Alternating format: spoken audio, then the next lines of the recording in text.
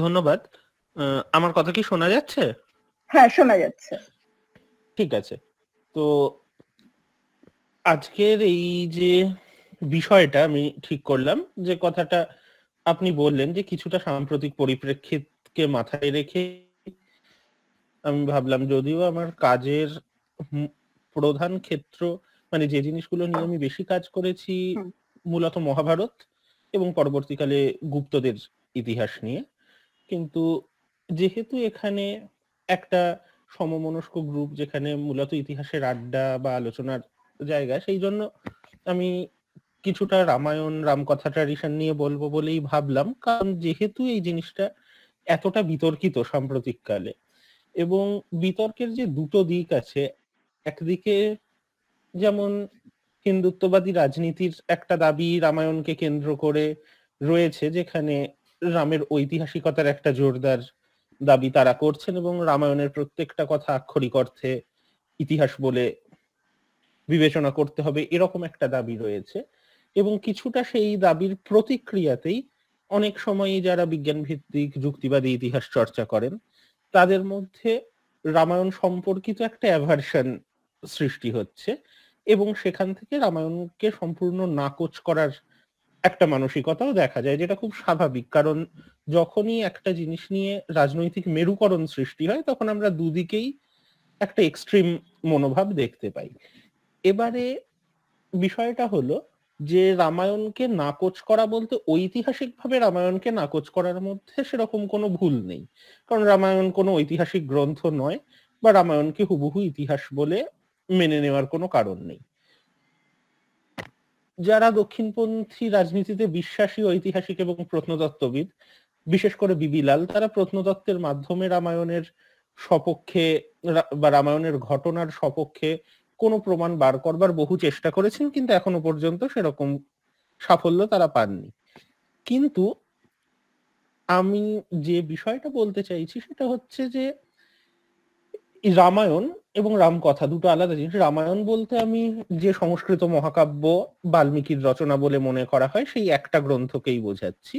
রামকথা বলতে আমি একটা পরম্পরাকে বোঝাচ্ছি, যেখানে রাম, সীতা, লক্ষ্মণ, রাবণ এই চরিত্রগুলোকে কেন্দ্র করে, মূলত রামকে কেন্দ্রে রেখে বিভিন্ন ধরনের মাধ্যমে, সবসময়ই যে কাব্যের আকারেই বা সাহিত্যের আকারেই তাও নয়, নানা ধরনের মাধ্যমেই রামের কথাকে পরিবেশন করবার বিভিন্ন পরম্পরা, বিভিন্ন ভাষায়, বিভিন্ন জনজাতির মধ্যে, বিভিন্ন ধর্মের মানুষের মধ্যে, প্রাচীনকাল থেকে আধুনিক যুগ পর্যন্ত গোটা দক্ষিণ এশিয়ায় তো বটেই, দক্ষিণ পূর্ব এশিয়ারও বিভিন্ন জায়গায় এই পরম্পরার কিন্তু অস্তিত্ব রয়েছে।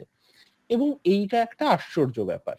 আশ্চর্য ব্যাপার এই জন্য বলছি যে প্রাচীন যুগের ইতিহাস যখন আমরা দেখি, তখন যেহেতু প্রাচীন যুগের ইতিহাস অনেকটা পুরনো এবং তার উপাদান প্রমাণ জোগাড় করাই একটা কঠিন কাজ, প্রাচীন যুগের ইতিহাস নির্ণয়ে একটা ব্যাপারের উপর আমরা অনেক সময় জোর দিই, যে কনভার্জেন্স অফ সোর্সেস। বিভিন্ন ধরনের উপাদান থেকে যদি একই তথ্য পাওয়া যায়, এক ধরনের উপাদান থেকে পাওয়া তথ্যের তুলনায় তার গুরুত্ব অনেক বেশি হয়। সেই দিক থেকে আমরা দেখতে পাই যে এই রামের চরিত্র বা রামকে কেন্দ্র করে কাহিনী বিভিন্ন ধরনের পরম্পরার মধ্যে রয়েছে, যে পরম্পরাগুলো এমনিতে পরস্পর বিরোধী পরম্পরা। যেমন ব্রাহ্মণ্য পরম্পরায় রামকথার একটা ঐতিহ্য মূলত বাল্মীকি রামায়ণকে কেন্দ্র করে রয়েছে, তেমনি বৌদ্ধ জাতকের কাহিনীতে রামকে কেন্দ্র করে দশরথ জাতকের কাহিনী রয়েছে। জৈনদের যে নিজস্ব অতীত পরম্পরা, সেখানে রামের খুব গুরুত্বপূর্ণ ভূমিকা রয়েছে, সেই জায়গায় পরে আসবো। এবং যেটা বললাম যে দক্ষিণ পূর্ব এশিয়ায় যখন প্রথমে বাণিজ্যিক কারণে, পরে রাজনৈতিক সাংস্কৃতিক আদান প্রদানের ফলে ভারতীয় পুরাণ কিংবদন্তির অনেক কাহিনী গৃহীত হয়েছে, তার মধ্যে দক্ষিণ পূর্ব এশিয়ায় রামায়ণের প্রভাব সব থেকে বেশি। এবং সেই জায়গা থেকে এমনকি মালয়েশিয়ায় যে রামকথা আছে, দেখা যায় যে মালয়েশিয়া যদিও মূলত ইসলাম প্রধান একটি দেশ, সেখানকার নিজস্ব রামকথাতেও রামকে একজন আদর্শ মুসলিম শাসকের ভূমিকায় দেখানো হচ্ছে। এখন প্রশ্ন হচ্ছে, এই ঘটনাটাকে কি আমরা কনভার্জেন্স অফ সোর্সেস বলবো, যে বিভিন্ন ধরনের পরম্পরায়, এমনকি বিভিন্ন ধরনের পরস্পর বিরোধী পরম্পরায় একই চরিত্রকে আদর্শ চরিত্র হিসাবে উপস্থাপিত করা হচ্ছে? তো একটা কনভার্জেন্স আছে, যে এই একটা চরিত্রের নাম বা অস্তিত্বের কথা বারবার পাওয়া যাচ্ছে, কিন্তু সেটাকে ঐতিহাসিকভাবে আমরা যেটাকে কনভার্জেন্স অফ সোর্স বলি সেটা বলা যায় না, কারণ প্রত্যেকটা কাহিনী আলাদা আলাদা ধরনের। কাজেই যদি কেউ ধরে নেন যে নানা ধরনের সোর্সে রামের উল্লেখ পাওয়া যাচ্ছে, কাজেই তার পিছনে একটা ঐতিহাসিকতা থাকতে পারে, কেন সমস্ত পরম্পরা আদর্শ মানুষের উদাহরণ দিতে গেলে রাম বলেই একটা চরিত্রকে খুঁজছে? তাহলে কি রাম বলে কোনো একটা ঐতিহাসিক চরিত্র এক সময়ে ছিল যে জনমানুষে সেই প্রভাবটা রয়ে গেছে যে তিনি একজন আদর্শ চরিত্র এবং তার কাহিনীকে সমস্ত পরম্পরাকে উল্লেখ করতে হচ্ছে? সেটা হতেও পারে, কিন্তু সমস্যা হচ্ছে যেহেতু প্রত্যেক পরম্পরা নিজেদের আদর্শ অনুযায়ী রামের সম্পূর্ণ আলাদা ধরনের গল্প বলেছে। যদি আমরা ধরেও নিই রাম বলে কোনো একটা আদর্শ চরিত্র কোনো সময় ছিল যাকে কেন্দ্র করে এই কাহিনীগুলো গড়ে উঠেছে, আমি কোন রামকে ঐতিহাসিক রাম হিসেবে নেব? যেহেতু কোনো প্রত্নতাত্ত্বিক প্রমাণ নেই এবং প্রত্যেকটা কাহিনী আলাদা আলাদা ধরনের, সেই জন্য কোনো একটার ঐতিহাসিকতার দাবিকে মেনে নেওয়াটাই খুব সমস্যা। এখন এর উত্তরে কেউ কেউ বলবেন যে সেক্ষেত্রে আমরা বাল্মীকি রামায়ণের রামকেই নেব, কারণ বাল্মীকি রামায়ণ রামের কাহিনীর প্রাচীনতম পূর্ণাঙ্গ বিবরণ। এইটা এক ধরনের মতবাদ, যেখানে রামকথা পরম্পরাকে দেখার ক্ষেত্রে আমরা তিন ধরনের মতবাদ দেখতে পাই। এক ধরনের মতবাদ হচ্ছে বাল্মীকি রামায়ণ হচ্ছে রামকথা পরম্পরার কেন্দ্রে, এবং বাল্মীকি রামায়ণকে কেন্দ্র করে বাকি প্রত্যেকটা রামকথা গড়ে উঠেছে। মানে তারা বাল্মীকি রামায়ণকে হতে পারে অনুসরণ করেছে, হতে পারে প্রত্যাখ্যান করেছে, হতে পারে বাল্মীকি রামায়ণকে একটা ইন্সপিরেশন হিসাবে নিয়ে নিজেদের মতো করে, যেমন আঞ্চলিক রামকথাগুলো তৈরি হয়েছে, প্রত্যেক অঞ্চলের পরিপ্রেক্ষিতে সেগুলো আলাদা আলাদা হয়েছে, কিন্তু মূল কাঠামোটা বাল্মীকি রামায়ণ থেকে নিয়েছে। এইটা হচ্ছে এক ধরনের মতবাদ, সেক্ষেত্রে বাল্মীকি রামায়ণের একটা প্রাধান্য থাকছে। আর এক ধরনের মতবাদ যেটাকে বলা হয় মেনি রামায়ণাস মতবাদ। আমরা জানি একে রামানুজনের একটা বিখ্যাত প্রবন্ধ ছিল যেটা নিয়ে খুব বিতর্ক হয়েছে, 300 রামায়ণাস বলে। পরবর্তীকালে পলা রিচম্যান মেনি রামায়ণাস বলে একটা বই সম্পাদনা করেন। এই অ্যাপ্রোচ বলছে যে রামকথা যেহেতু একটা কাহিনী, যেহেতু তার কোনো ঐতিহাসিক ভিত্তির প্রমাণ পাওয়া যায়নি, তাহলে প্রত্যেকটা রামকথাকেই আমরা সমান গুরুত্ব দিয়ে দেখব। সে বাল্মীকির রামায়ণই হোক, বা বৌদ্ধ রামকথাই হোক, বা মধ্যযুগে ধরা যাক তুলসীদাসের রামচরিত মানস হোক, বা আধুনিক যুগে রামানন্দ সাগরের সিরিয়াল হোক, বা কোনো একটা জনগোষ্ঠীর মধ্যে তাদের লোককথায় যে রামকথা সেটা হোক, প্রত্যেকটা গুরুত্ব সমান। এটাও একটা অ্যাপ্রোচ। তৃতীয় একটা অ্যাপ্রোচ, মেনি রামায়ণাস অ্যাপ্রোচ যারা নিয়েছিলেন তারাই অনেকে পরবর্তীকালে এই অ্যাপ্রোচে এসছেন যে আমরা রামায়ণ পরম্পরার বহুত্বকে স্বীকার করতে পারি, এবং প্রত্যেকটা পুনর্কথনই গুরুত্বপূর্ণ সেটাও মানতে পারি, কিন্তু প্রত্যেকটাকে সমান গুরুত্বপূর্ণ হয়তো বলা যায় না, কারণ প্রত্যেকটার প্রভাব সমান নয় সমাজ এবং সংস্কৃতির উপরে। সেই দিক থেকে দেখতে গেলে তারা বলছেন যে কিছু কিছু রামকথার প্রভাব ভারতীয় সমাজ এবং সংস্কৃতির উপর অন্যান্য রামকথার থেকে বেশি। মূলত 4টে রামকথাকে তারা আইডেন্টিফাই করেন সব থেকে প্রভাবশালী রামকথা হিসেবে, যার মধ্যে বাল্মীকি রামায়ণ একটা। কিন্তু সত্যি কথা বলতে রামায়ণে যারা খুব উৎসাহী এবং আগ্রহী ও ভারতবর্ষে, সংস্কৃত ভাষায় বাল্মীকি রামায়ণ কজন পড়েছেন? কাজেই বাল্মীকি রামায়ণের প্রভাব রয়েছে মূল কাহিনী কাঠামোটাকে তৈরি করায়, এটা সত্যি কথা। কিন্তু রামায়ণের যে ধারণা ভারতীয় সমাজে, তা কি সত্যিই বাল্মীকি রামায়ণ থেকে এসছে? বাল্মীকি রামায়ণের কন্টেন্টের সঙ্গে মূল সংস্কৃত ভাষায় কি ভারতের অধিকাংশ মানুষ পরিচিত? যখন বাল্মীকি রামায়ণ রচিত হয় তখনও ছিলেন না, এখনো নন।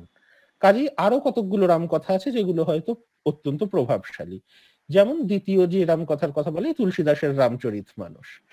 এই যে উত্তর ভারতের যে জায়গাটাকে আমরা হিন্দি বলয়ে বলি, সেখানে রামের এতটা জনপ্রিয়তা দেবতা হিসাবে এবং চরিত্র হিসাবে, গ্রন্থ হিসাবে নিঃসন্দেহে রামায়ণ সব থেকে জনপ্রিয় গ্রন্থ। যে রামের সঙ্গে তারা পরিচিত তারা কিন্তু মূলত তুলসীদাসের রাম। এই তুলসীদাস রামচরিত মানস উত্তর ভারতের প্রায় অন্তত প্রত্যেকটা হিন্দু ঘরে ঘরে রয়েছে, অধিকাংশ জায়গায় পঠিত। তাছাড়া সাহিত্য ছাড়াও অন্যান্য মিডিয়াম যেমন রামলীলা পারফরমেন্স বা অন্যান্য মিডিয়ামের মাধ্যমেও বেশিরভাগ মানুষ কিন্তু উত্তর ভারতে অন্তত তুলসীদাসের রামচরিত মানসের কন্টেন্টের সঙ্গে পরিচিত। বাল্মীকি রামায়ণের কন্টেন্টের সঙ্গে হয়তো ততটা নয়।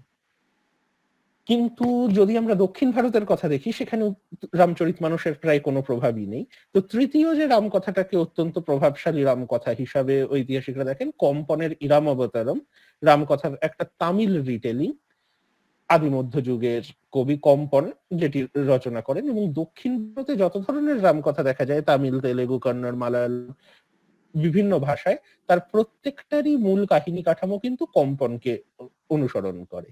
কাজেই উত্তর ভারতে যেমন রামচরিতমানস একটা খুব গুরুত্বপূর্ণ রামকথা, দক্ষিণ ভারতে কম্পনেরই রামায়ণ সেরকমই একটা গুরুত্বপূর্ণ রামকথা।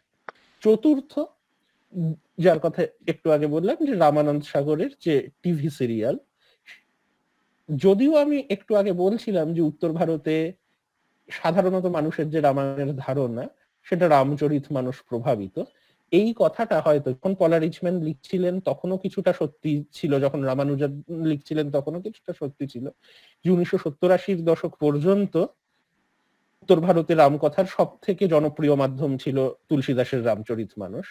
কিন্তু রামানন্দ সাগরের টেলিসিরিয়াল প্রচারিত হওয়ার পরে মূলত সেই ইমেজগুলোই হয়তো রামায়ণের ইমেজ হিসাবে একটা বিশাল সংখ্যক মানুষের কাছে পৌঁছেছে। কাজেই সেটাও খুব প্রভাবশালী একটা টেলিং। এবং এই প্রত্যেকটা টেলিং কিন্তু এক নয়, প্রত্যেকটার সঙ্গে প্রত্যেকটার কিছুটা পার্থক্য আছে মূল ন্যারেটিভে। যাই হোক, তো এই আলোচনাটা দিয়ে আমি শুরু করলাম এই জন্য যে রামায়ণ পরম্পরার মধ্যে একটা বহুত্ব আছে, সেটা অস্বীকার করার জায়গা নেই। এখন আমরা মূলত বাল্মীকি রামায়ণের উপরেই ফোকাস, কিন্তু অন্য রামায়ণ গুলোর কথাও বলবো। তো সেই জায়গা থেকে যদি আমরা দেখি যে বাল্মীকি রামায়ণের বিশেষত্ব কি রয়েছে, এমনিতে বাল্মীকি রামায়ণের কাহিনী কাঠামো যদি আমরা দেখি একটা কাহিনী হিসাবেই, আপাতত ঐতিহাসিকতার দাবি এই সমস্ত জিনিসকে সরিয়ে রেখে, তাহলে এটা তো এক ধরনের রূপকথার গল্প, যে মোটিভটা গোটা পৃথিবীতে হাজার হাজার গল্পে ব্যবহৃত হয়েছে, যে এক রাজার একাধিক রানী আছেন, তার মধ্যে একজন সুয়োরানী এবং একজন দুয়োরানী। সুয়োরানী রাজার খুব প্রিয় এবং দুয়োরানী রাজার ততটা প্রিয় নন। এখন দুয়োরানীর যে ছেলে, তার প্রতি সুয়োরানীর একটা আক্রোশ রয়েছে, যার জন্য সুয়োরানী তার প্রভাব খাটিয়ে দুয়োরানীর ছেলেকে রাজ্য থেকে নির্বাসিত করছে।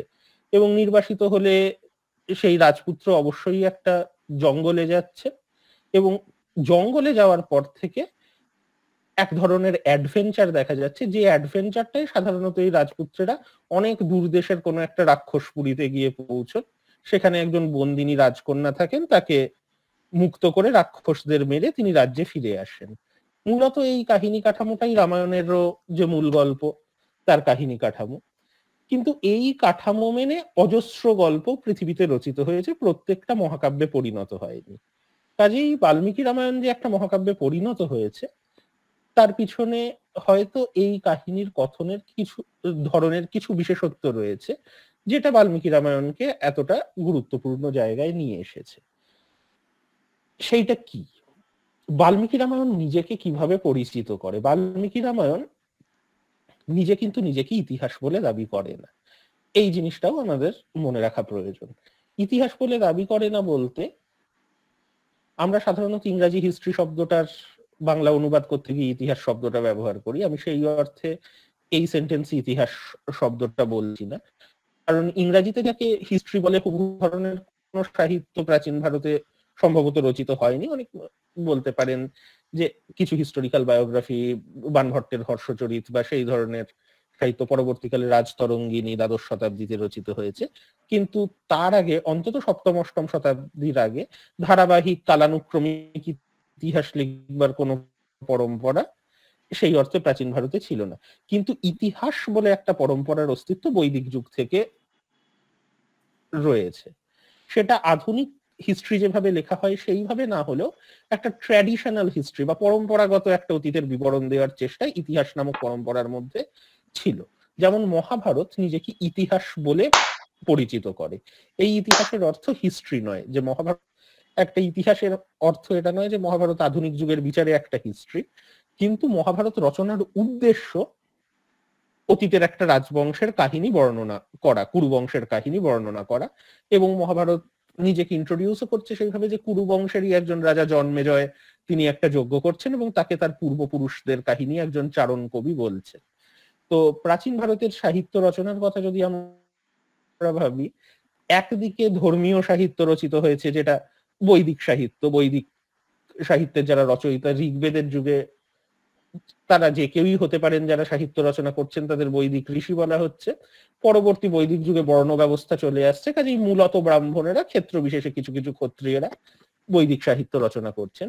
তার প্যারালাল এক ধরনের সাহিত্যিক ট্র্যাডিশন রয়েছে, যাকে আমরা ইংরেজিতে বলি বার্ডিক ট্র্যাডিশন, চারণ কবিদের পরম্পরা, যারা মুখে মুখে বিভিন্ন কাহিনী কিংবদন্তি সংগ্রহ করে পেশাদার ভাবে নানা জায়গায় সেগুলো পারফর্ম করেন। কোন জায়গায় একটা বড় কোনো অনুষ্ঠান, বড় কোনো যজ্ঞ হচ্ছে, অথবা রাজসভায় গিয়ে পৃষ্ঠপোষকতা পাওয়ার জন্য, সেই রকমই কনটেক্সটে মহাভারতকে শুরু করা হচ্ছে। যে জন্মেজয় কুরুবংশীয় একজন রাজা, ঐতিহাসিক রাজা, তার একটা যজ্ঞ, সেখানে তার পূর্বপুরুষদের কথা বলা হচ্ছে, এবং সেখানে যে কাহিনী বলা হচ্ছে সেটা হিস্টোরিক্যালি অ্যাকিউরেট হতেও পারে, নাও হতে পারে, কিন্তু তার মধ্যে অতীতের বিবরণ দেওয়ার বা অতীতের একটা ঐতিহাসিক বিবরণ দেওয়ার উদ্দেশ্য অন্তত পক্ষে মহাভারতের ক্ষেত্রে রয়েছে। কিন্তু রামায়ণ এরকম কোন দাবি নিজের সম্বন্ধে করে না। পরবর্তীকালের ব্যাখ্যাকর্তারা কেউ কেউ করলেও ইটসেলফ রামায়ণ, বাল্মীকি রামায়ণ টেক্সটে কোথাও এই টেক্সটকে ইতিহাস বলে উল্লেখ করা হয়নি। যে পরিচয়টা বারবার দেওয়া হয়েছে এবং পরবর্তীকালের পরম্পরাতেও যে পরিচয়টা প্রাধান্য পেয়েছে রামায়ণের ক্ষেত্রে, সেটা হচ্ছে কাব্য। কাব্য বলতে আমরা সাধারণত যাকে ক্রিয়েটিভ লিটারেচার বলি তাকেই বোঝায়। কাজেই ঐতিহাসিকতার দাবি বাল্মীকি করছেন না। কিন্তু শুধু কাব্য নয়, আর একটা শব্দ রামায়ণের, বাল্মীকি রামায়ণের সঙ্গে খুব ঘনিষ্ঠভাবে জড়িত, সেটা হচ্ছে আদিকাব্য, প্রথম কাব্য। এইবারে মনে হতেই পারে যে কাব্যের ফর্মে তো আরো অনেক সাহিত্য বাল্মীকি রামায়ণের আগেই ভারতে রচিত হয়েছে, সমগ্র বৈদিক সাহিত্য রচিত হয়েছে। অধিকাংশ ঐতিহাসিক মনে করেন যে মহাভারতের রচনা শুরু হচ্ছে রামায়ণের রচনা শুরু হওয়ার একটু আগে। তাহলে হঠাৎ রামায়ণ কেন আদিকাব্য হবে?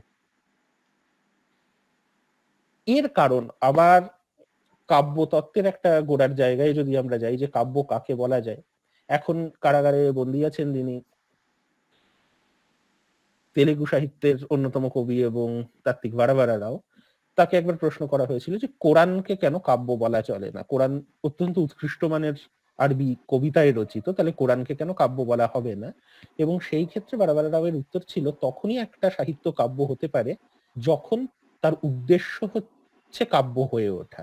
কোরআনের উদ্দেশ্য ধর্মীয় শিক্ষা প্রদান, কাব্য হয়ে ওঠা কোরআনের উদ্দেশ্য নয়।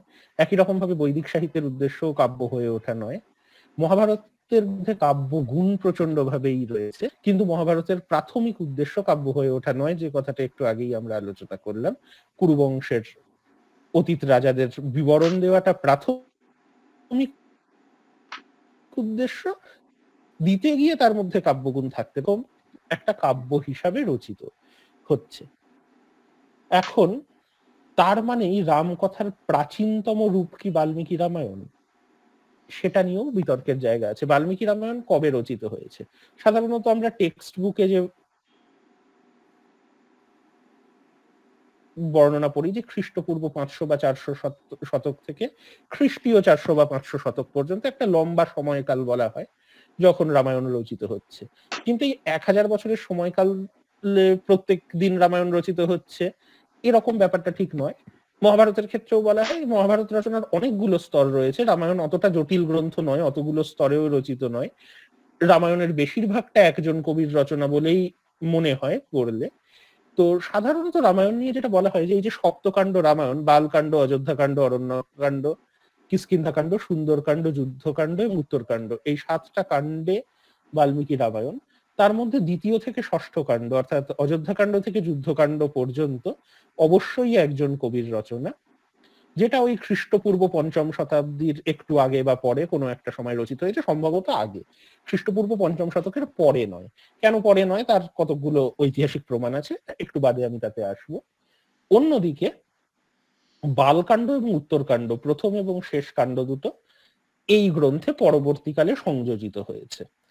তো এইটা নিয়েও বিতর্কের জায়গা রয়েছে। উত্তরকাণ্ড, আমি যে আর্গুমেন্টটা দেওয়ার চেষ্টা করছি তাতে আমি বলবো উত্তরকাণ্ড অবশ্যই পরবর্তীকালে সংযোজিত হয়েছে, সমগ্র বালকাণ্ড পরবর্তীকালের সংযোজন নয়। কারণ এটা খুব সহজেই অনুমেয় যে বালকাণ্ডের মধ্যে এমন অনেক ঘটনা আছে, যেমন রামের জন্ম, রাম সীতার বিবাহ, এগুলো ছাড়া কোনো সময় রামায়ণ অসম্ভব। সরাসরি অযোধ্যাকাণ্ড থেকে রামায়ণের ন্যারেটিভ শুরু হওয়া সম্ভব নয়, কিন্তু বালকাণ্ডের কিছু কিছু অংশ অবশ্যই পরবর্তীকালে সংযোজিত। উত্তরকাণ্ড সামগ্রিকভাবেই সম্ভবত পরবর্তীকালে সংযোজিত। দ্বিতীয় থেকে ষষ্ঠ যে কাণ্ড, এটা একজন কবিরই রচনা, এবং যেহেতু পরম্পরাগতভাবে সেই কবির নাম বাল্মীকি বলে মনে করা হয়েছে, এবং এর বিপরীত কোনো প্রমাণ নেই যে সেই কবির অন্য কোনো নাম, সাধারণত ঐতিহাসিকরা রামায়ণের মূল অংশের যিনি কবি তাকে বাল্মীকি বলেই অভিহিত করে থাকেন। তো এই যে বাল্মীকি রামায়ণ, যদি আমরা ধরে নিই যে খ্রিস্টপূর্ব 500 শতকের আশেপাশে তার মূল অংশটা রচিত হয়েছে, কেন বলছি খ্রিস্টপূর্ব 500 শতকে বা তার সামান্য আগে, যে রামায়ণের যে ভৌগোলিক বর্ণনা কিছুটা যদি দেখা যায়, সেখানে অন্তত যে এলাকাগুলোর ভূগোল সম্পর্কে কবি সচেতন, যখন রাম জঙ্গলে চলে যাচ্ছেন, কিষ্কিন্ধা লঙ্কায় চলে যাচ্ছেন, এই জায়গাগুলো অনেকটাই ফ্যান্টাসি, এই জায়গাগুলোর আদৌ ঐতিহাসিক অস্তিত্ব ছিল কিনা আমরা জানি না। কিন্তু যখন অযোধ্যাকাণ্ডে অযোধ্যা, মিথিলা, এই সমস্ত রাজ্যের বর্ণনা হচ্ছে যেগুলো ঐতিহাসিক ভাবে অস্তিত্ব সম্পন্ন, তার ভৌগোলিক ধারণা সেখানে রয়েছে। এবং তিনটে প্রমাণ আমরা দেখি যে রাম যখন বিশ্বামিত্রের সঙ্গে যেতে যেতে মগধে প্রবেশ করছেন, রাম যে মগধ দেখেছেন সেখানে পাটলিপুত্র বলে কোনো শহর নেই, কিন্তু পাটলিপুত্র মগধের রাজধানী এবং প্রাচীন ভারতের অন্যতম প্রধান শহর। মোটামুটি ভাবে খ্রিস্টপূর্ব 4th শতকে যখন মৌর্য সাম্রাজ্য প্রতিষ্ঠিত হয়েছে, পাটলিপুত্র তখন তো প্রধান নগর বটেই, খ্রিস্টপূর্ব 5ম শতকেই অজাতশত্রুর ছেলে উদয়ী মগধের রাজধানী পাটলিপুত্রে স্থানান্তরিত করেন। কাজেই সম্ভবত সেই দিক থেকে দেখতে গেলে রামায়ণের রচনা হয়তো, মূল অংশের রচনা তার হয়তো কিছুটা আগে, যখনও পাটলিপুত্র মগধের একটা গুরুত্বপূর্ণ নগরী হয়ে ওঠেনি।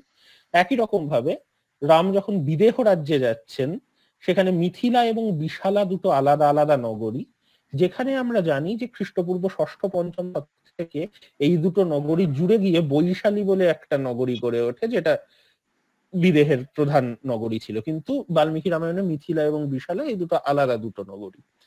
তৃতীয়ত হচ্ছে একই রকম ভাবে যে বাল্মীকি রামায়ণে কোশল রাজ্যের প্রধান শহর হচ্ছে অযোধ্যা, কোশল রাজ্যের রাজধানী হচ্ছে অযোধ্যা, যেখানে দশরথ রাজত্ব করছেন। কিন্তু ওই খ্রিস্টপূর্ব 6ষ্ঠ-5ম শতক থেকে শ্রাবস্তি হচ্ছে কোশলের রাজধানী, অন্যান্য ঐতিহাসিক উপাদান থেকে আমরা যেটা পাই।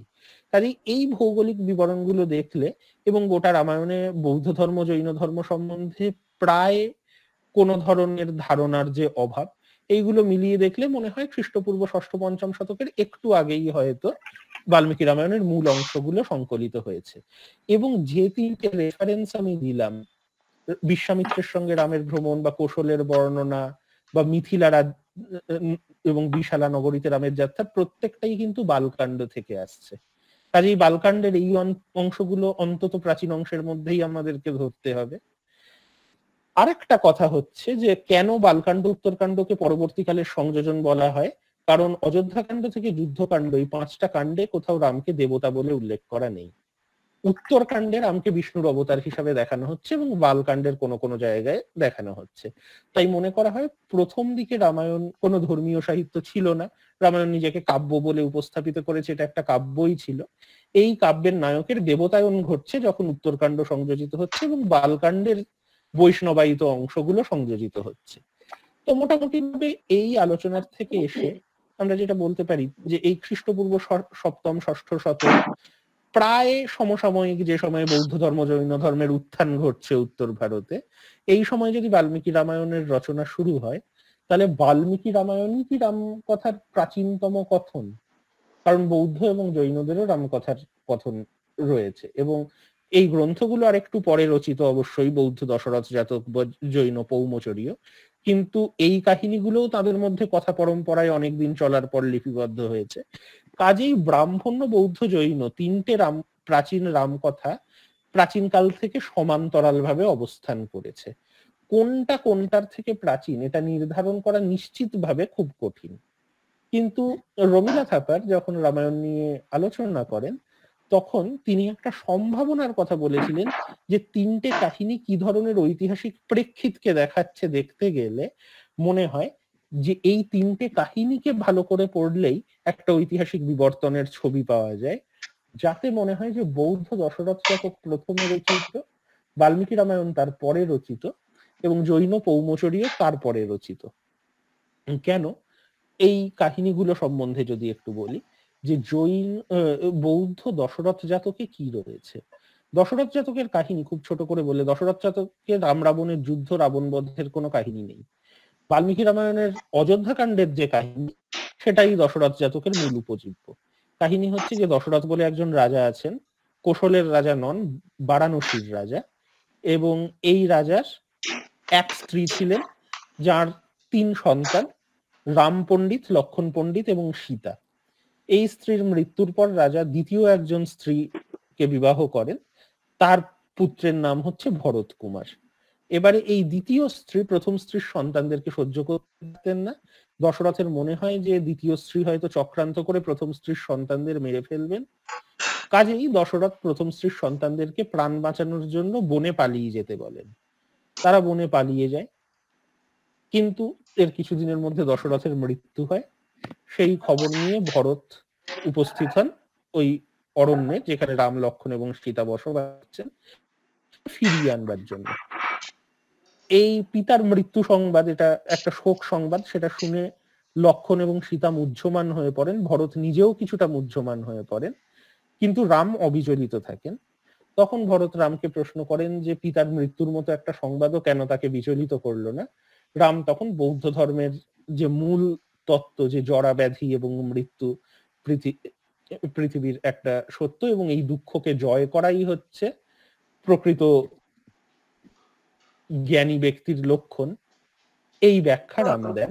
এবং তারপরে রাম বলেন যে না, 12 বছরের মেয়াদ শেষ না হলে আমি রাজ্যে ফিরবো না। ভরত রাজ্যে ফিরে গিয়ে রাজত্ব করেন।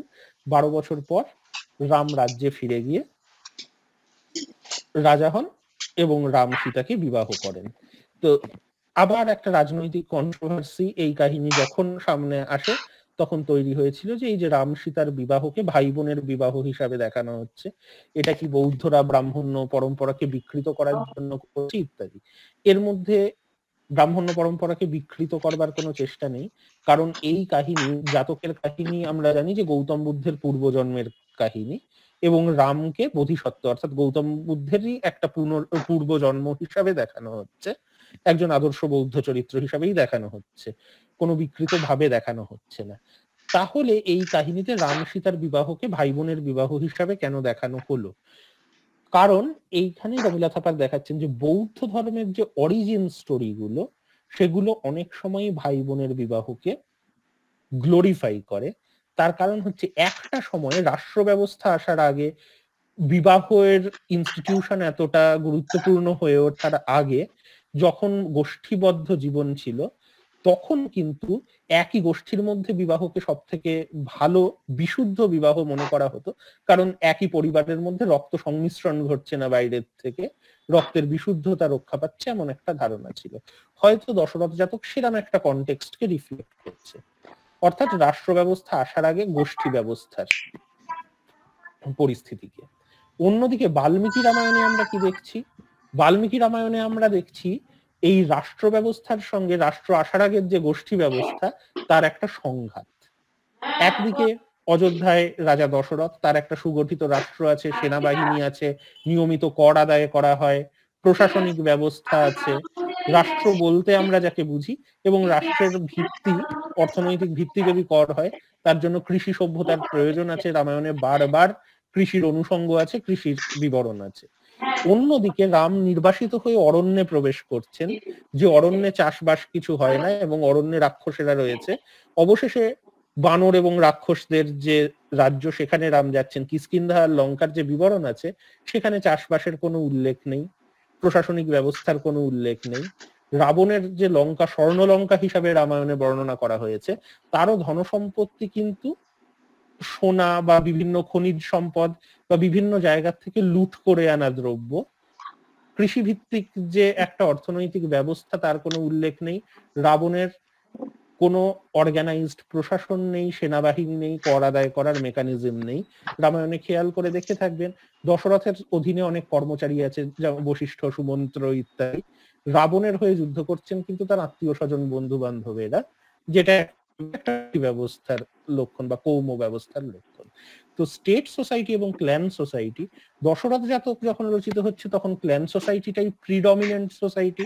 বাল্মীকি রামায়ণ যখন রচিত হচ্ছে তখন উত্তর ভারতের সমতল ভূমিতে স্টেট সোসাইটি প্রতিষ্ঠিত, এবং এই স্টেট সোসাইটি অরণ্যের উপর একটা আধিপত্য দাবি করছে। অরণ্যবাসী যে ক্ল্যান সোসাইটি গুলো, কেউ কেউ সেটা মেনে নিচ্ছে যেমন বানরেরা, কেউ কেউ তাকে রেজিস্ট করছে যেমন রাক্ষসেরা।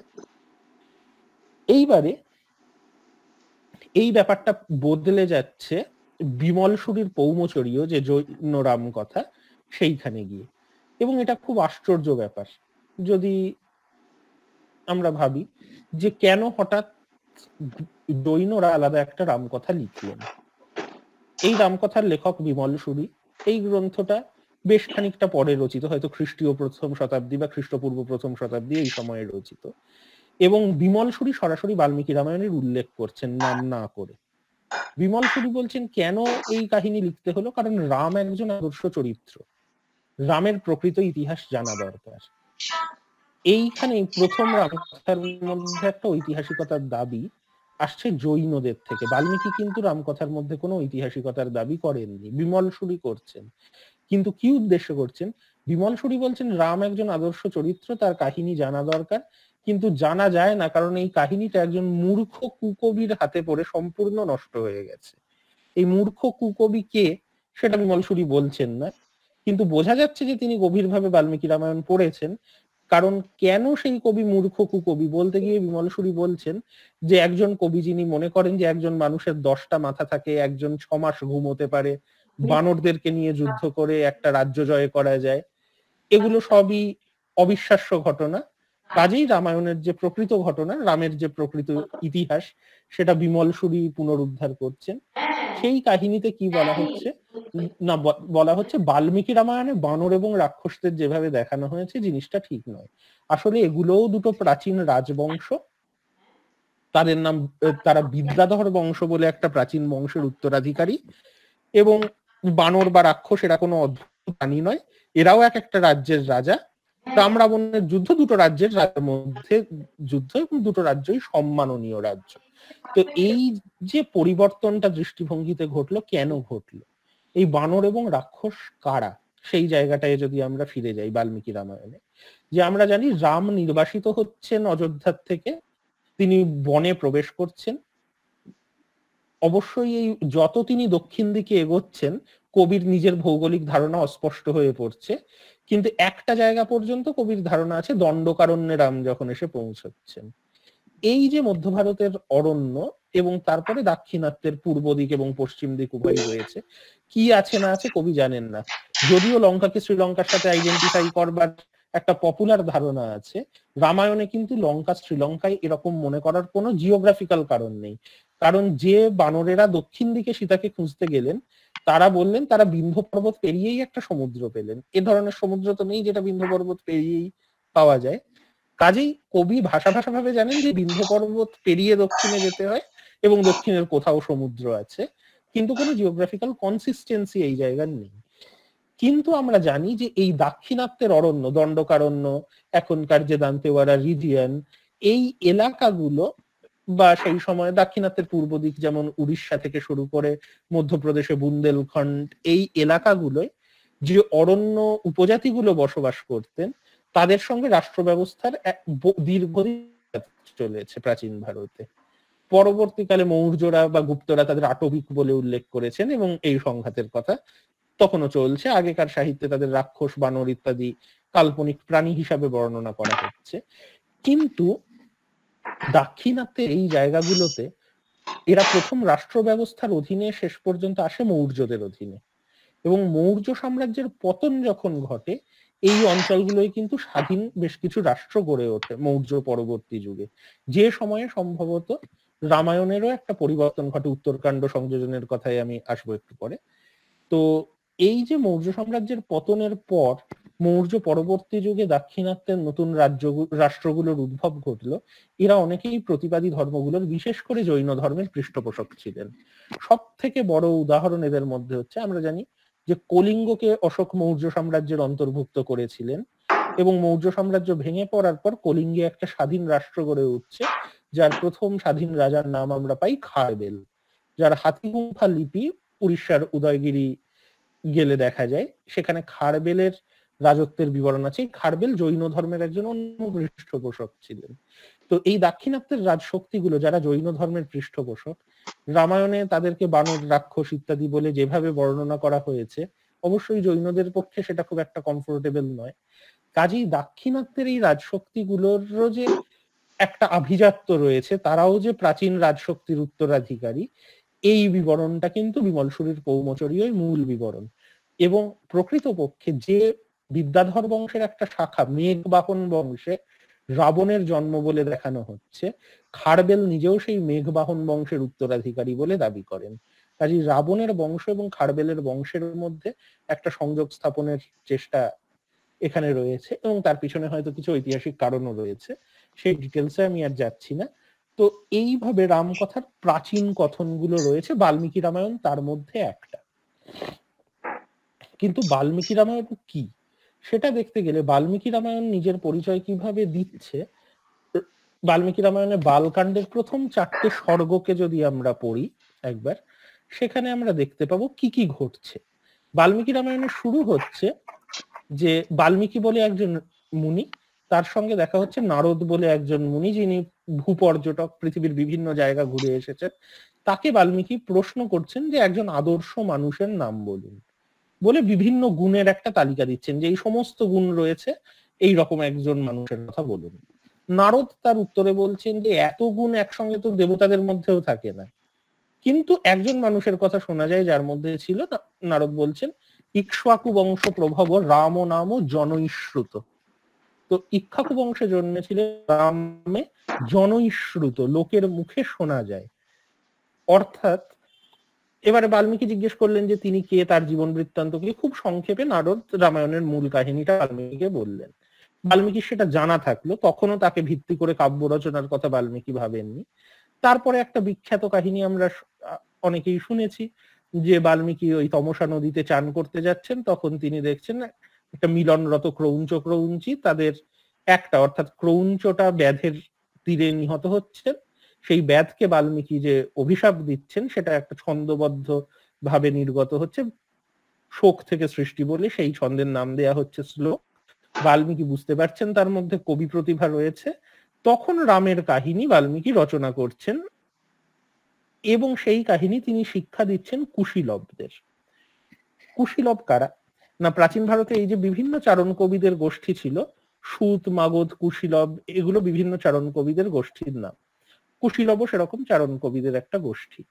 তো এই যে বিবরণ রামায়ণের 4টে স্বর্গে আমরা পেলাম, এই বিবরণ থেকে কি মনে হতে পারে? এই বিবরণ থেকে যে তথ্যগুলো আমরা পাই, প্রথম তথ্য হচ্ছে বাল্মীকি রামায়ণকে বাল্মীকি নিজের মৌলিক রচনা বলে দাবি করছেন না। তিনি নিজেই স্বীকার করছেন এটা লোকমুখে প্রচলিত একটা কাহিনী। নারদ হন বা যেই হন না কেন, অন্য কারোর কাছ থেকে তিনিও কাহিনীটা শুনেছেন এবং সেই কাহিনীকে ভিত্তি করে তিনি রচনা করছেন। দ্বিতীয়ত হচ্ছে বাল্মীকি রামায়ণের যিনি নায়ক, তিনি একজন আদর্শ মানুষ যার মধ্যে অনেক গুণ আছে, তিনি দেবতা নন। কারণ পরিষ্কারভাবে এই কথাটা নারদ বলছেন যে এত গুণ দেবতাদের মধ্যেও থাকে না, কিন্তু একজন মানুষের মধ্যে ছিল। তিনি দেবতা বা অবতার এরকম দাবি কিন্তু বাল্মীকি রামায়ণের প্রথম পর্যায়ে নেই।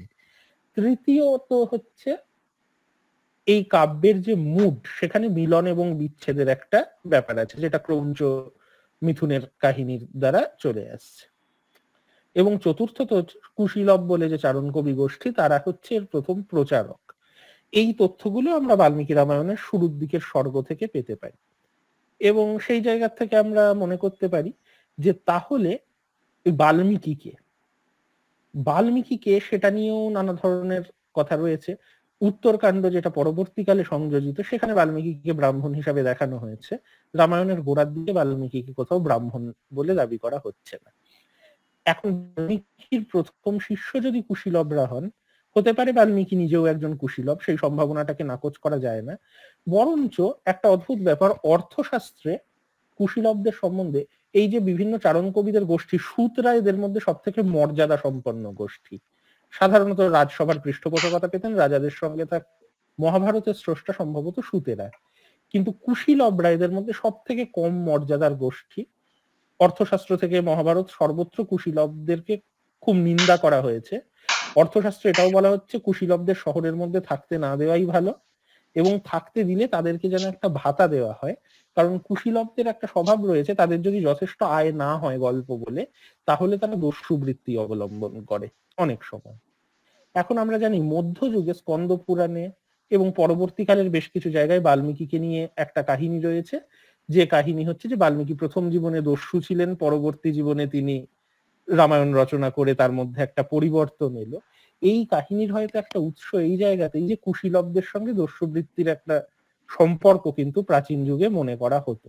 যাই হোক, তো বাল্মীকি যে রামায়ণ রচনা করলেন সেটা তার মানে একজন আদর্শ মানুষের কাহিনী এবং প্রেমের মিলন বিচ্ছেদের কাহিনী। এক কথায় যে জড়াটাকে আমরা বলি হিরোইক রোম্যান্স, এবং গোটা রামায়ণ জুড়ে এই হিরোইক রোম্যান্সের কাহিনীরই কিন্তু একটা ডেভেলপমেন্ট ঘটছে। গোটা রামায়ণে রাম সীতার প্রেমের ডেভেলপমেন্ট দেখানো হচ্ছে। আরেকটা প্রেমের কথা এখানে আসবে বাল্মীকি রামায়ণের ব্যাখ্যায়, যেটা আমরা বারবার মিস করে যাই, সেটা হচ্ছে ক্রৌঞ্চ মিথুনের কাহিনীটা যদি একটা মেটাফোর হয়, তাহলে কি হচ্ছে, ক্রৌঞ্চ মারা যাচ্ছে, ক্রৌঞ্চিটা কাঁদছে, এইটাই তো দেখা যাচ্ছে। অর্থাৎ একজন পুরুষের মৃত্যু ঘটছে এবং একজন নারী সেটা নিয়ে ল্যামেন্ট করছেন। কিন্তু বাল্মীকি রামায়ণে কি হচ্ছে, সীতাকে হরণ করা হচ্ছে এবং রামের বিলাপ আমরা শুনতে পাচ্ছি। জেন্ডার রোলের একটা রিভার্সাল এখানে চলে আসছে। একটা অসঙ্গতি মনে হতে পারে, কেউ কেউ তাই বলেছেন হয়তো বাল্মীকি গুলিয়ে ফেলেছেন, আসলে ক্রৌঞ্চিটা মারা গেছিল, ক্রৌঞ্চটা যায়নি। কিন্তু অফকোর্স এটা একটা মেটাফোর, এখানে গুলিয়ে ফেলার কোনো ব্যাপার নেই, সচেতন ভাবে একটা মেটাফোর যখন দেওয়া হচ্ছে। কাজেই বাল্মীকি রামায়ণকে অ্যাকচুয়ালি দুটো যুগলের কাহিনী হিসাবে না দেখে তিনটে যুগলের কাহিনী হিসাবে দেখলে এর কনসিস্টেন্সি বোঝা যায়, যে ক্রৌঞ্চ এবং রাম সীতা এই দুটো কাহিনীর মধ্যে দশরথ কৈকেয়ীর একটা কাহিনী আছে।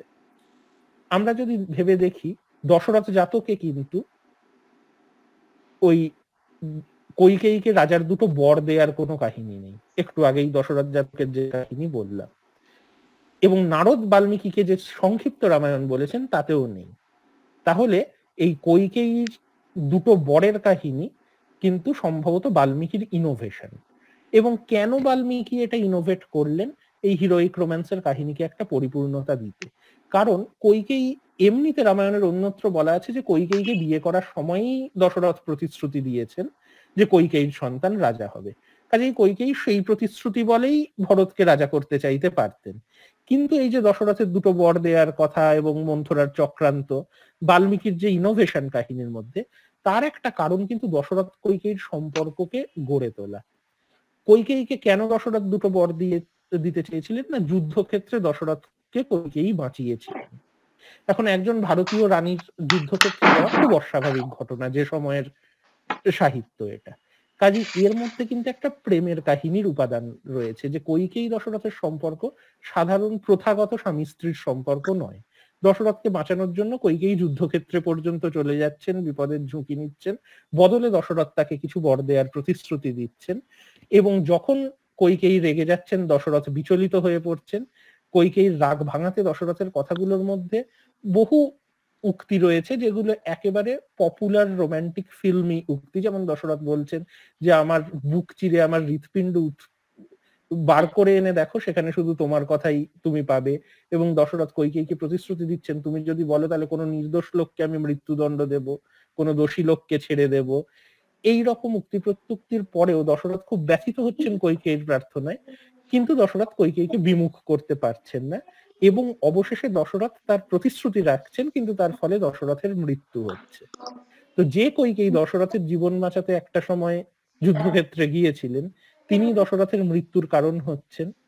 এবং যে কারণে এই কাজটা তিনি করলেন সেটাও সফল হলো না, ভরত রাজা হতে রাজি হলেন না।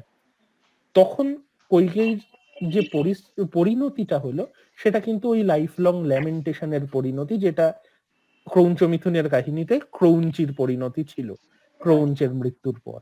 এই থিমটা দুবার বাল্মীকি তুলে আনলেন, এবং নিষাদকে তিনি অভিশাপ দিয়েছিলেন, কইকেয়ী ইতিবাচক ভাবে দেখালেন।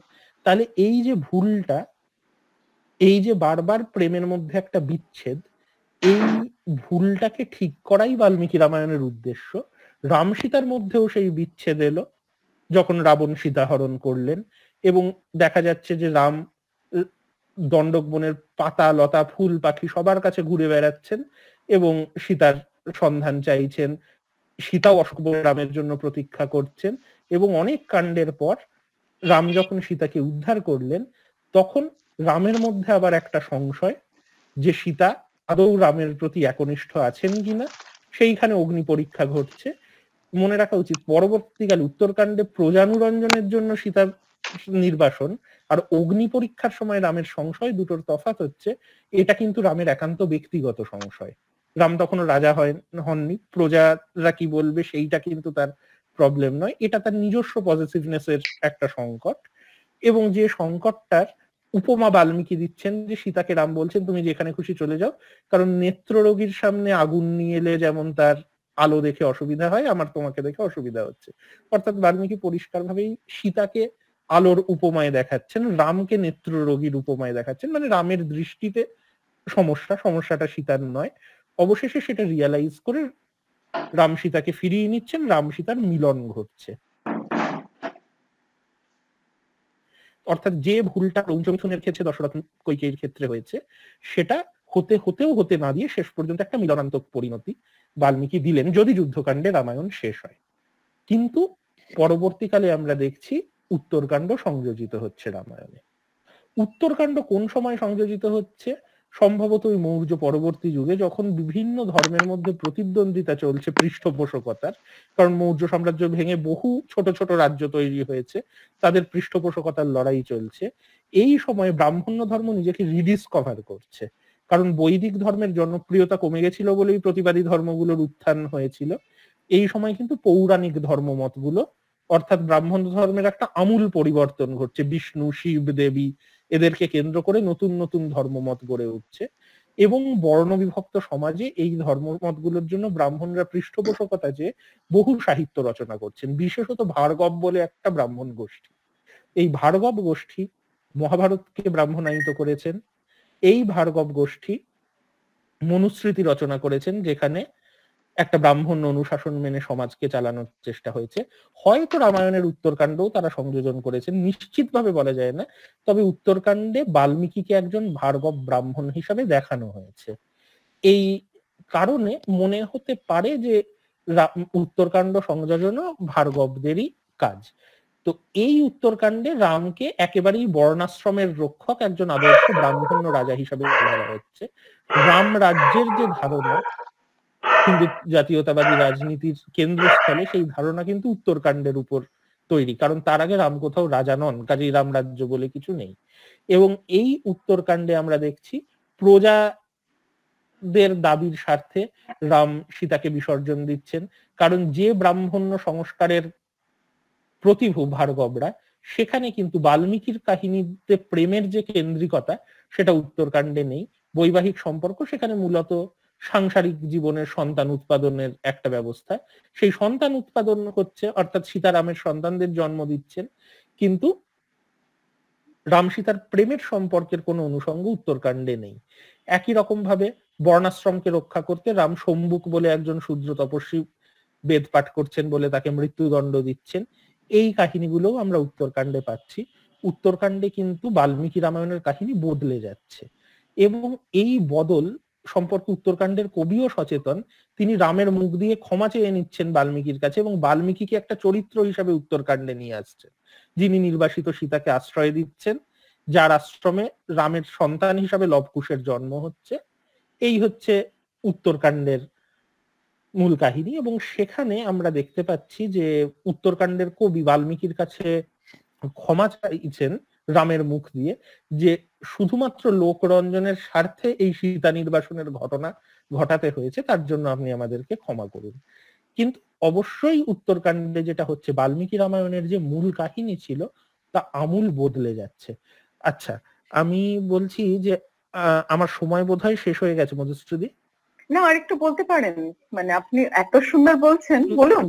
হ্যাঁ, মানে আমার বাল্মীকি রামায়ণ নিয়ে যা বলার ছিল বলা হয়ে গেছে, উত্তরকাণ্ডের পরিবর্তনের কথাও হয়ে গেছে। তাহলে আমি যদি আর 10-12 মিনিট সময় পাই, আমি জিনিসটা র্যাপ আপ করতে পারি পরবর্তীকালের রামকথায় এই পরিবর্তনটাকে কিভাবে দেখা হচ্ছে, সেইটা দিয়ে আমি শেষ করতে চাইছি। তো এই যে ঘটনাটা, যে বাল্মীকি রামায়ণের মেসেজ এবং উত্তরকাণ্ডের মেসেজ খুব আলাদা, এই ব্যাপারটা সম্বন্ধে রামকথার পরবর্তীকালের কবিরাও কিন্তু যথেষ্ট সচেতন ছিলেন। এক হচ্ছে কি করে আমি উত্তরকাণ্ডের ডেট ঠিক করলাম, যে মৌর্য পরবর্তী যুগে, অন্তত খ্রিস্টীয় 2য়-3য় শতকের আগে নয়, না এই সময়ের মাঝখানে আর কিছু রামকথা রচিত হয়েছে যাতে কিন্তু উত্তরকাণ্ডের কাহিনী নেই। যেমন দশরথ জাতক বা পৌমচরীয়তে উত্তরকাণ্ডের কাহিনী নেই। খ্রিস্টীয় 1ম-2য় শতকের নাট্যকার ভাস রামায়ণ অবলম্বনে 2টো নাটক লেখেন, প্রতিমা নাটক এবং অভিষেক নাটক, তাতে উত্তরকাণ্ডের ঘটনা নেই। মহাভারতে একটা রামোপাখ্যান রয়েছে, সেটাও রাম সীতার মিলনে শেষ হচ্ছে, উত্তরকাণ্ডের ঘটনা সেখানেও নেই। কাজেই উত্তরকাণ্ড রামায়ণে সংযোজিত হয়েছে এই গ্রন্থগুলো রচিত হয়ে যাওয়ার পরে, আনুমানিক ওই খ্রিস্টীয় 3য় শতাব্দী 4র্থ শতাব্দী নাগাদ। উত্তরকাণ্ড সংযোজনের পর যে সমস্ত গ্রন্থ রচিত হয়েছে সেগুলোতে যদি আমরা তাকাই, আমি বিশেষ করে বলবো যে তার পরের গ্রন্থগুলোতেও দীর্ঘকাল কিন্তু উত্তরকাণ্ডকে ভালোভাবে নেওয়া হয়নি, বরঞ্চ আমরা দেখতে পাচ্ছি রামায়ণের কাহিনী যে আসলে একটা প্রেমের কাহিনী ছিল এবং সেটা বদলে গেল, এটা নিয়ে একটা অসন্তোষ বিভিন্ন রামকথায় রয়েছে। আমি 2টো উদাহরণ দিই। একটা হচ্ছে, ধরা যাক ভাগবত পুরাণ যখন রচিত হচ্ছে খ্রিস্টীয় 7ম থেকে 9ম শতাব্দীর মধ্যে, ভাগবত পুরাণে প্রেম একটা অত্যন্ত গুরুত্বপূর্ণ ধারণা এবং বিষ্ণু প্রধান দেবতা, রাম বিষ্ণুর একটা অবতার, কাজেই রামের কথাও ভাগবত পুরাণে বলতে হচ্ছে। কিন্তু রামের যে জীবন কাহিনী, তার সঙ্গে প্রেমের যে ধারণা ভাগবত প্রচার করে, দুটোর একটা কন্ট্রাডিকশন দেখা যায়। সেই কন্ট্রাডিকশনের মধ্যে ভাগবত না গিয়ে সীতা বিসর্জনের বা অগ্নি পরীক্ষার উল্লেখ না করে রামের চরিত্রকে একটা শ্লোকে ভাগবত ব্যাখ্যা করেছে। গোটা ভাগবত পুরাণে রামের মতো গুরুত্বপূর্ণ অবতারকে নিয়ে একটা মাত্র শ্লোক পাওয়া যায়, যে শ্লোকে ভাগবতের কবি বলছেন, তক্তা সুদুস্তাজ্য সুরৈর রিপ্সিত রাজ্য লক্ষ্মী ধর্মিষ্ঠ আর্য বচসা যদগাদ অরণ্যম মায়া মৃগং দ্বৈত জনেপ্সিত মন্য ধাবন বন্দে মহাপুরুষতে চরণারবিন্দম। এই বন্দে মহাপুরুষতে চরণারবিন্দম, রামের নাম না করে মহাপুরুষ বলে উল্লেখ করা হচ্ছে, যে সেই মহাপুরুষের চরণারবিন্দ পাদপদ্মে আমি প্রণাম করি। কার? কেন রাম মহাপুরুষ? 2টো লাইনে যে কথাটা ভাগবতের কবি বললেন, 2টো কন্ট্রাডিকশন। একদিকে বলছেন তক্তা সুদুস্তাজ্য সুরৈর ঈপ্সিত রাজ্য লক্ষ্মী, দেবতাদেরও ঈপ্সিত যে রাজ্য লক্ষ্মী, সেটা এক কথায় যিনি ত্যাগ করে চলে এসেছিলেন, অর্থাৎ ধন সম্পদের তার কোনো লোভ নেই, এটা বোঝা যাচ্ছে। তো এক কথায় সেই রকম রাজ্যলক্ষ্মী ত্যাগ করে যদগাদ অরণ্যম, যিনি বনে চলে গেলেন। কাজেই যার ধন সম্পদের কোনোই লোভ নেই, অথচ তিনি লোভ করলেন কখন? যে তিনি একটা সোনার হরিণের পিছনে ছুটলেন, কারণ তার যিনি প্রেমিকা তিনি ওই হরিণটাকে চেয়েছিলেন। মায়া মৃগং দ্বৈত জনে প্সিতম অন্নদাপন। কাজেই রামের একটা প্রেমিক সত্তাকে তুলে ধরার চেষ্টা ভাগবতে আছে ক্রিপ্টিক ওয়েতে। খুব স্পষ্টভাবে যে গ্রন্থে আছে ভবভূতির নাটক উত্তর রামচরিত, এই নাটক যাদের পড়া থাকবে তারা জানেন, এর খুব জটিল একটা নাটক, যেখানে ভবভূতি রামায়ণ নিয়ে 2টো নাটক লিখেছেন, মহাবীর চরিত আর উত্তর রামচরিত। মহাবীর চরিত যুদ্ধকাণ্ডে এসে শেষ হয়ে যাচ্ছে, উত্তর রামচরিত একটা আলাদা নাটক। এখানেই অলরেডি ভবভূতির একটা দৃষ্টিভঙ্গি বোঝা যাচ্ছে যে যুদ্ধ অব্দি রামায়ণের কাহিনী একটা আলাদা কাহিনী, উত্তরকাণ্ড একটা আলাদা কাহিনী। এবং উত্তরকাণ্ড কেন আলাদা কাহিনী উত্তর রামচরিতে ভবভূতি সেইটা তুলে ধরছেন, যে এই নাটকে আমরা দেখতে পাচ্ছি যে কি হচ্ছে, নাটকের শুরু থেকে রাম সীতার প্রেমের অনুষঙ্গ আসছে, বাল্মীকির রামায়ণে যেরকম আছে, যে একটা চিত্রশালায় রাম সীতা ছবি দেখছেন তাদের অতীত জীবনের, তারপরে সীতা আস্তে আস্তে ক্লান্ত হয়ে রামের কোলে ঘুমিয়ে পড়ছেন, এবং সেই সময় রামের কাছে খবর আসছে যে প্রজারা নানা রকম কথা বলছে সীতার চরিত্র নিয়ে, রাম সীতাকে নির্বাসন দেবেন ঠিক করছেন, নির্বাসন দিচ্ছেন। এই নাটকের শুরুতে ভবভূতি একটা শ্লোকে বলছেন যে সর্বথা ব্যবহার্তব্যম কুতহি অবচনীয়তা যথা স্ত্রীণাং তথা বাচং সাধুত্বে দুর্জনজনা। যথা স্ত্রীণাং তথা বাচং, নারীর চরিত্র এবং বাচ কথা সাহিত্য এই নিয়ে সাধুত্বে দুর্জনজনা। দুর্জন লোক যারা তারা ভালোকেও খারাপ বলে। একটা রেফারেন্স অবশ্যই সীতাকে নিয়ে, যে নারী চরিত্রের কথা বলা হচ্ছে যে ভালো হলেও লোকে খারাপ বলে, কিন্তু সাহিত্যের কথাও বলা হচ্ছে। এর দুটো ব্যাখ্যা সম্ভব। এক হচ্ছে ভবভূতির আগের নাটকগুলো লোকে ভালোভাবে নেয়নি, কাজে উনি বলছেন যে ভালো লিখলেও লোকে খারাপ বলে, এদের কথায় কান দেওয়া উচিত না। আর একটা সম্ভাবনা হচ্ছে যে এই দুর্জন হচ্ছে উত্তরকাণ্ডের কবি, যারা আগের যে বাল্মীকির রচনার যে সাধুত্ব সেটা তিনি নষ্ট করে ফেলছেন, এবং সম্ভবত এই মিনিংটা ইন্টেন্ডেড ভবভূতির রচনায়। কারণ বাকি রচনায় সীতা নির্বাসনের পরে নাটক যেভাবে আনফোল্ড করছে তাতে বারবার এই কন্ট্রাডিকশনটা তুলে ধরা হচ্ছে। এই নাটকে সম্মুখ হত্যার ঘটনা আছে, কিন্তু সেই ঘটনাটাকে ফেলা হচ্ছে দণ্ডকারণ্যে। ততদিনে সীতার নির্বাসন হয়ে গেছে, কিন্তু রাম সম্মুখকে খুঁজতে দণ্ডকারণ্যে যাচ্ছেন, এবং যে দণ্ডকারণ্যে একসময় বনবাস কাটিয়েছেন রাম এবং সীতা, এবং এখানেই সীতাকে হারিয়ে দণ্ডকারণ্যের ওই প্রত্যেকটা গাছ ফুল পাতা পশু পাখির কাছে রাম বিলাপ করে বেরিয়েছিলেন। তো রাম এবং সীতার মিলন এবং বিচ্ছেদের সব স্মৃতি যে দণ্ডকারণ্যে রয়েছে, রাম সেখানে ফিরে যাচ্ছেন, প্রত্যেকটা জায়গায় রিভিজিট করছেন এবং ওই স্মৃতিগুলো তার মনে আসছে, এবং সীতাকে নির্বাসন দেওয়াটা কতটা অন্যায় হয়েছে রাম বুঝতে পারছেন। কিন্তু সীতাকে ফিরে পাওয়ার কি উপায় জানেন না, কারণ সীতা কোথায় আছে রাম জানেন না। এবং তখন রাম পরিষ্কার বলছেন যে এই যে তফাৎটা দেখানো হচ্ছে বাল্মীকির রচনার সাথে, যে যেহেতু এই ঘটনা বাল্মীকির রামায়ণের নয়, বাল্মীকি রামায়ণে যে যে ডিভাইস রামকে সাহায্য করেছিল সীতার কাছে পৌঁছতে, এখানে সেগুলো কাজে দেবে না। বানরদের সঙ্গে বন্ধুত্ব করে কিছু হবে না, নলের ক্ষমতা নেই কোনো সেতু তৈরি করে সীতার কাছে নিয়ে যায়, বা লক্ষণের তীর বা হনুমানের শক্তি বা জাম্বুবানের বুদ্ধি কোনোটাই রামকে কিছু করতে পারবে না। সীতার সঙ্গে বিচ্ছেদই তাকে মেনে নিতে হবে। এইভাবে যেতে যেতে গল্পের কালমিনেশন হচ্ছে যখন রামের অশ্বমেধের ঘোড়া বাল্মীকির আশ্রমে ধরা পড়ছে লবকুশের হাতে, এবং লবকুশের কাছে রাম আসছেন। রাম জানেন না তারা রামের সন্তান। লবকুশ তখন বলছেন, তারা যে রামায়ণ শিখেছেন, যে রামায়ণের শেষ অংশটা বাল্মীকি রচনা করেছেন কিন্তু এখনো প্রকাশ করেননি, উনি স্বর্গের নাট্যগুরু ভরতের কাছে পাঠিয়েছেন তার উপর একটা নাটক তৈরি করতে। মানে আবার বোঝানো হচ্ছে যে যুদ্ধ অব্দি রামায়ণ লেখা হয়ে গেছে, বাকি অংশটা পরবর্তীকালের একটা রচনা, এবং সেই রচনাটা একটা নাটক হিসাবে তৈরি হয়ে আসছে, দিয়ে নাটকের মধ্যে একটা নাটক, অর্থাৎ ভবভূতির উত্তর রামচরিত নাটকের মধ্যে একটা সিন আবার, যেখানে রামায়ণের শেষ অংশটা অভিনয় করা হচ্ছে, যেটা রাম দেখছেন যে তার ভবিষ্যতের কাহিনী কি হবে। এবং সেখানে উত্তরকাণ্ডের ঘটনা পরম্পরা যেমন দেখানো হচ্ছে, শেষ হচ্ছে সীতার পাতাল প্রবেশে। সেটা দেখে রাম অজ্ঞান হয়ে যাচ্ছেন। তখন লক্ষণ বাল্মীকিকে প্রশ্ন করছেন যে এটাই কি আপনার উদ্দেশ্য ছিল এত বড় রামায়ণ লেখার, যে সীতার পাতাল প্রবেশ হবে এবং রাম সেটা সহ্য না করতে পেরে মূর্ছিত হয়ে যাবেন? তখন বাল্মীকি বলছেন, না, এরকম তো হওয়ার কথা ছিল না, ঠিক আছে, রাম সীতার মিলনেই রামায়ণ শেষ হবে, বলে আবার রাম সীতার মিলনেই রামায়ণের ইতি ঘটানো হচ্ছে। কাজেই একেবারে উত্তরকাণ্ডের যে এন্ডিং সেটাকে তুলে ধরে সমালোচনা করে ভবভূতি সেই এন্ডিংটা পাল্টে দিচ্ছেন ভবভূতির এই নাটকে। এবং মধ্যযুগেরও অনেক রাম কথায় এই বিষয়টা দেখা যায়। আমি অন্যান্য জায়গার কথা যাবো না, বাংলাতেই কৃত্তিবাসের রামায়ণে যদি আমরা দেখি, সেখানে এই কাহিনী আরো বড় মাত্রা লাভ করছে। একমাত্র রামকথা যেখানে অ্যাকচুয়ালি রামের মৃত্যু হচ্ছে লবকুশের হাতে, কৃত্তিবাসের রামায়ণে রাম লক্ষণ ভরত শত্রুঘ্ন সবার মৃত্যু হচ্ছে, এবং বাল্মীকি আবার তাদের বাঁচিয়ে তুলছেন। অর্থাৎ কোথাও একটা ইন্টেন্ডেড মিনিং আছে যে উত্তরকাণ্ডের কাহিনীতে যে রাম রামায়ণের নায়ক, সেই চরিত্রটারই মৃত্যু ঘটে যাচ্ছে, এবং একমাত্র বাল্মীকিরই ক্ষমতা আছে তাকে আবার বাঁচিয়ে তোলার। এই মানসিকতা কিন্তু আমরা পরবর্তীকালেরও বিভিন্ন রচনায় দেখি।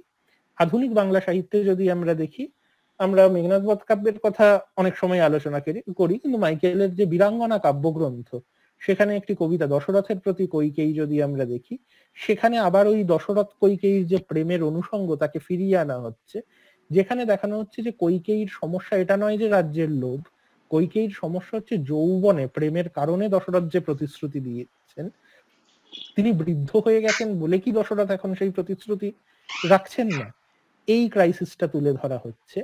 এবং রামায়ণের উত্তরকাণ্ডের যে অসঙ্গতি বাকি রামায়ণের সঙ্গে, রবীন্দ্রনাথের বিভিন্ন প্রবন্ধে এই কথা বারবার উঠে আসছে, এবং রবীন্দ্রনাথ এটাও বলছেন যে ভারতবাসীর অত্যধিক সহনশীলতার ফলে এরকম একটা বেখাপ্পা অংশ এখনো রামায়ণের শরীরে লেগে আছে। কারণ যুদ্ধকাণ্ড পর্যন্ত পড়লে মনে হয় সীতার প্রধান শত্রু হচ্ছে রাবণ, কিন্তু উত্তরকাণ্ডে গিয়ে দেখা গেল রাক্ষস রাবণ সীতার ততটা ক্ষতি করলো না, রাম নিজে তার যতটা ক্ষতি করলেন, যেটা মূল রামায়ণের সঙ্গে বেখাপ।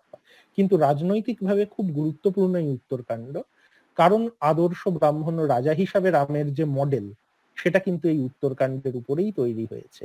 কাজেই বিভিন্ন রামকথায় রামকে আমরা বিভিন্ন ভাবে দেখছি, কখনো আদর্শ বৌদ্ধ, জৈন, নানা রকম ভাবে। তেমনি ব্রাহ্মণ্য পরম্পরাতেও কিন্তু আমরা দুরকম রামের চরিত্র দেখছি। একজন রাম একটা হিরোইক রোম্যান্সের নায়ক, যাকে আমরা যুদ্ধকাণ্ড পর্যন্ত দেখছি, আর একজন রাম আদর্শ ব্রাহ্মণ্য রাজা, যাকে আমরা উত্তরকাণ্ডে দেখছি। রবীন্দ্রনাথের দুটো কবিতায় এসে আমি শেষ করব।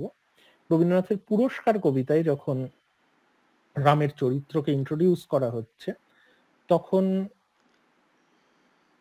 কবি রবীন্দ্রনাথ রামায়ণকে ব্যাখ্যা করছেন ওই হিরোইক রোম্যান্সের রামকে দিয়ে, যে এতে কহিয়া ক্ষণপরে কবি করুণ কথায় প্রকাশিল ছবি, পুণ্য কাহিনী রঘুকুল রবি রাঘবের ইতিহাস, অসহ দুঃখ সহি নিরবধি, কেমনে জীবন গিয়েছে দগধি, জীবনের শেষ দিবস অবধি অসীম নিরাশ্বাস।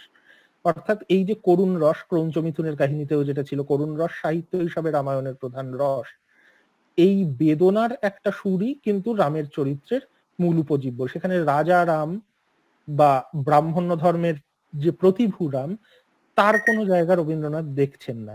এবং রামায়ণের লিগেসি বলতে গিয়ে এই কবিতায় রবীন্দ্রনাথ বলছেন যে সে সকল দিন সেও চলে যায়, সে অসহ শোক চিহ্ন কোথায়, যায়নি তো রেখে ধরণীর গায়ে অসীম দগ্ধ রেখা, দ্বিধা ধরাতল জুড়েছে আবার, দণ্ডক বনে ফোটে ফুলভার, সরজুর কোলে দোলে তৃণসার, প্রফুল্ল শ্যামরেখা।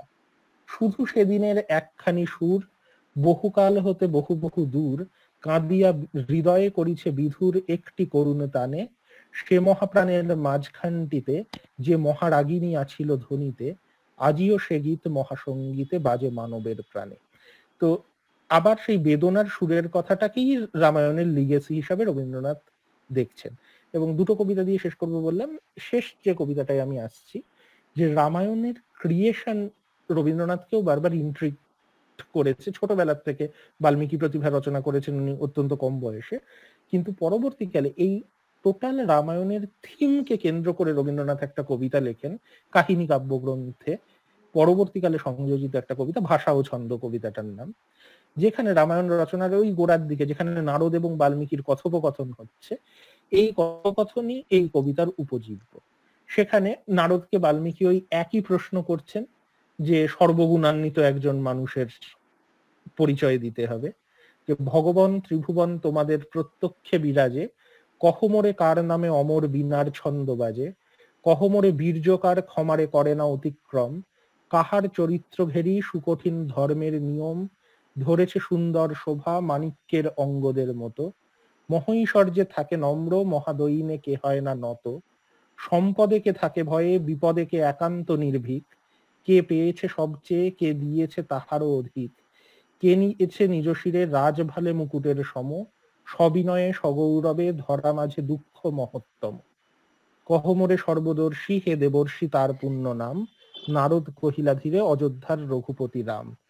এখানেও রামের যে আদর্শ চরিত্র হিসাবে কনস্ট্রাকশন, এবং মূলত করুণ রস এবং দুঃখের কোয়ালিটি, অর্থাৎ একটা হিরোইক রোম্যান্স এবং তার ট্র্যাজেডি, এটার উপরেই রবীন্দ্রনাথ ফোকাস করছেন। কিন্তু এই কবিতাটা যে জায়গায় গুরুত্বপূর্ণ, এইটা শোনার পর বাল্মীকি বলছেন যে আমি রামের কথা কি করে লিখব, আমি তো তাকে দেখিনি বা তার সম্বন্ধে কিছু জানি না, তাহলে লিখতে গিয়ে যদি ইতিহাস বিকৃতি ঘটে তখন কি হবে, তথ্য বিকৃতি ঘটে কি হবে।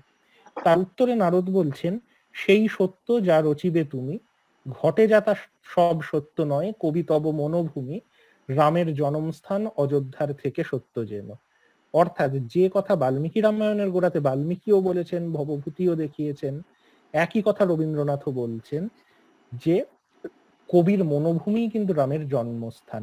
রাম একটা আদর্শ চরিত্রের মডেল বিভিন্ন পরম্পরায়, কিন্তু কোনো ঐতিহাসিক মডেল নয়। সেই জন্য প্রত্যেকটা পরম্পরা নিজের মতো করে রামের চরিত্রকে তৈরি করেছে, এবং সেই জন্যই রামের জন্মস্থান প্রকৃতপক্ষে অযোধ্যা নয়, রামের জন্মস্থান কিন্তু কবির মনোভূমি, এক্ষেত্রে বাল্মীকির মনোভূমি।